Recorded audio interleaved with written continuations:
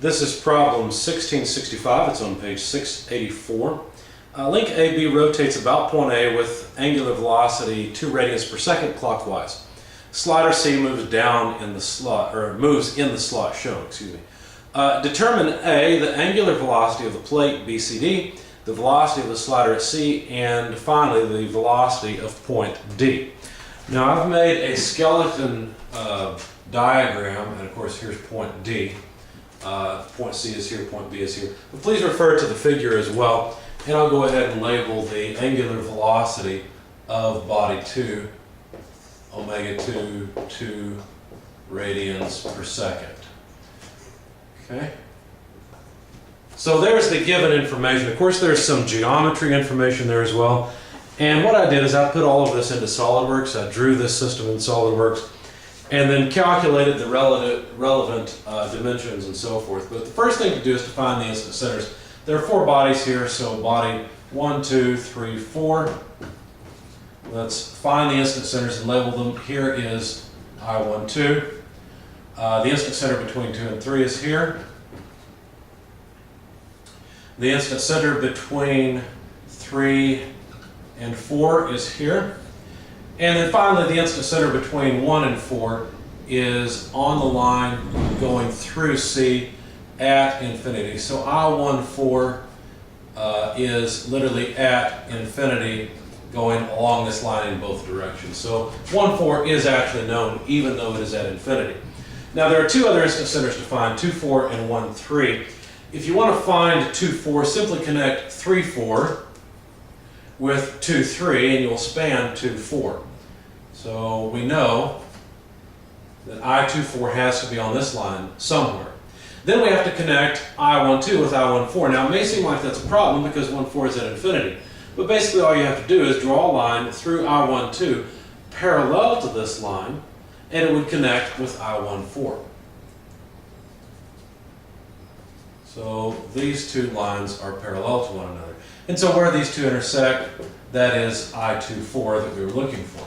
I13 can also be found. All we need to do is connect 1, 2 with 2, 3. Notice if we connect 1, 2 with 2, 3, canceling the common is 2, I13 is on this line somewhere.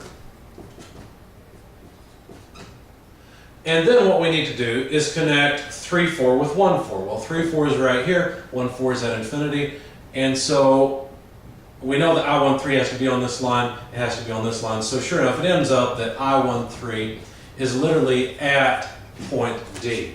So there are all the instant centers. Now what's more useful to us is the distance between some instant centers. It turns out that from SOLIDWORKS geometry you can calculate that this is a 5-inch distance between 1, 3 and 3, 4. And that's the only geometry that you need to calculate in SOLIDWORKS. Of course, it's pretty straightforward. The other geometry that we need is, of course, given in the figure. So let's solve for the requested information. We were asked to find the angular velocity of BCD, which is just this big rectangular shape here, the velocity of point C and the velocity of point D. So let's see, it's pretty straightforward. We will just use V equals omega R. So the velocity of point B is omega 2 multiplied by I12 to B, because I12 to B is this distance. We know the angular velocity of 2, which we know, and we know this distance. We can find the velocity of B, which will be useful because then that's a velocity on BCD. So omega 2 radians per second. I12 to B is just the distance or the length of that link, which was given as 2 feet. And so let's see, 2 feet. And you know what? I've just realized this is probably feet, not inches. So my mistake when I wrote that down. I was thinking the problem was given in inches, but it's actually feet.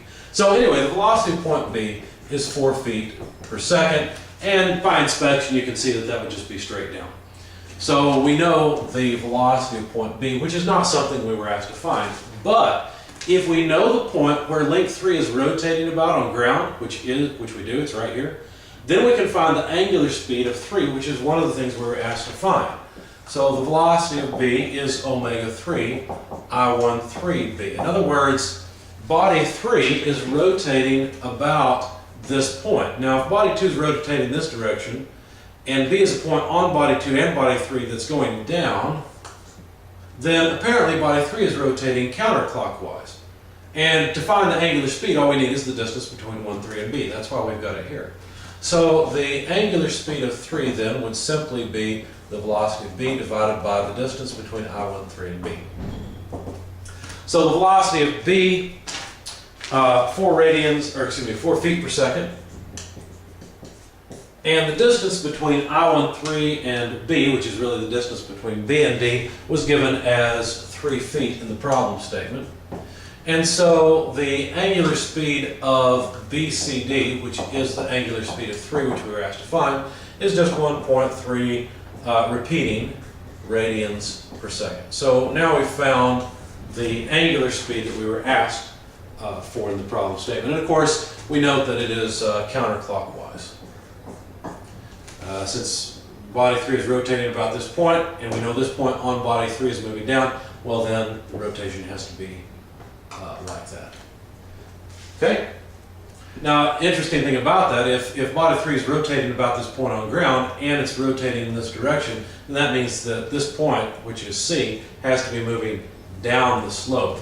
In fact, that's the next thing that's asked for, is the velocity of C. The velocity of C is just going to be proportional to the angular speed times the distance between D and C. In other words, the velocity of C is omega 3 I13 to C. And so this is 1.3 repeating radians per second, and that distance is just 5 feet. So the geometry is pretty straightforward here. We really didn't have to use SolidWorks. But this comes out 6.6 repeating feet per second, and it's of course down to the right, but it's just along this slope here, whatever angle that happens to be at. Looks like it, excuse me, the slope was not given, but we were given that this is a 3-4 rise to run ratio. So there's the velocity of C. Now it should be apparent that if body 3 is rotating about this point, I13, then the linear speed of D is 0. So by inspection, the velocity of D is simply 0. Another way of saying that is that the distance between point D and the instant center of body 3 is 0. So omega 3 I13 to D, that's 0. And so sure enough, the velocity of point D is 0 feet per second.